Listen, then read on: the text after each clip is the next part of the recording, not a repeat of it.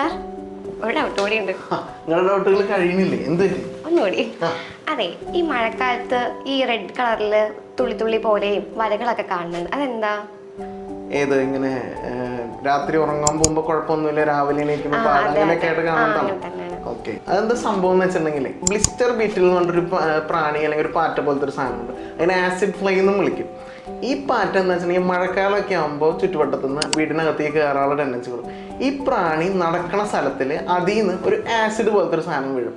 അതായത് ഇപ്പോൾ ഈ പ്രാണി സാധാരണ ഇപ്പോൾ ഇങ്ങനെ നേരെ നടക്കുവാണെന്ന് വയ്ക്കാം, ഇവിടെ എങ്ങാനും നേരെ നടന്നു അല്ലെങ്കിൽ ഇവിടെ നേരെ നടന്നു, അത് നേരെ നടക്കുമ്പോൾ ഈ ആസിഡ് കൃത്യമായിട്ട് അതിൽ നിന്ന് വീണത് ഒരു ലൈൻ പോലെ ഇങ്ങനെ ടച്ച് ചെയ്ത് വരും. ആ ആസിഡ് ടച്ച് ചെയ്യുമ്പോൾ കൃത്യമായിട്ട് ആസിഡിൻ്റെ ബേൺസ് പോലെ തന്നെ അതിലൊരു പൊള്ളലും ബേണിങ് സെൻസേഷൻ, പിന്നെ അതിൽ ബ്ലിസ്റ്റേഴ്സ്, അതായത് വെള്ളത്തിൻ്റെ കുമിളകൾ, ചുമന്ന നേരെയുള്ള വരകൾ, ഇതൊക്കെ വരും. ഇതിനെന്താ പ്രശ്നം എന്ന് വെച്ചിട്ടുണ്ടെങ്കിൽ ഇത് നമ്മൾ പ്രോപ്പർലി കെയർ ചെയ്തില്ലെങ്കിൽ അടുത്ത ദിവസത്തേക്ക് അത് ഇൻഫെക്റ്റഡ് ആവും. പിന്നെ അത് കുറച്ച് സിവിയർ ആയിട്ടുള്ള സാധനവും പെർമനൻ്റ് സ്കാർ പോലെ വരാനുള്ള ടെൻഡൻസിയും കാര്യങ്ങളൊക്കെ ഉണ്ട്. നമ്മളെപ്പോഴും എന്താ ചെയ്യുന്നത് വെച്ചിട്ടുണ്ടെങ്കിൽ നമ്മൾ ഈ സാധനം വരാണ്ടിരിക്കാനായിട്ട് ഒരു റെഗുലറായിട്ട് മോസ്കിറ്റോ ഫ്ലൈ, അതിനുള്ള നെറ്റ് അതൊക്കെ യൂസ് ചെയ്യുക. അതായത് നെറ്റില്ലേ വീട്ടിൽ നമ്മൾ കൊതു വരാണ്ടിരിക്കാനായിട്ട് സ്ഥിരമായിട്ട് ആ നെറ്റുകൾ യൂസ് ചെയ്യുക. പിന്നെ റെഗുലറായിട്ട് സ്കിൻ മോയ്സ്ചറൈസ്ഡ് ആക്കുക.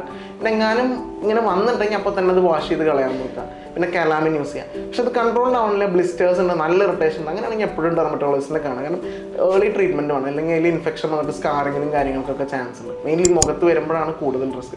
അതൊക്കെ പ്രോപ്പറായിട്ട് ട്രീറ്റ് ചെയ്ത് കളയുന്നതാണ് നല്ലത്.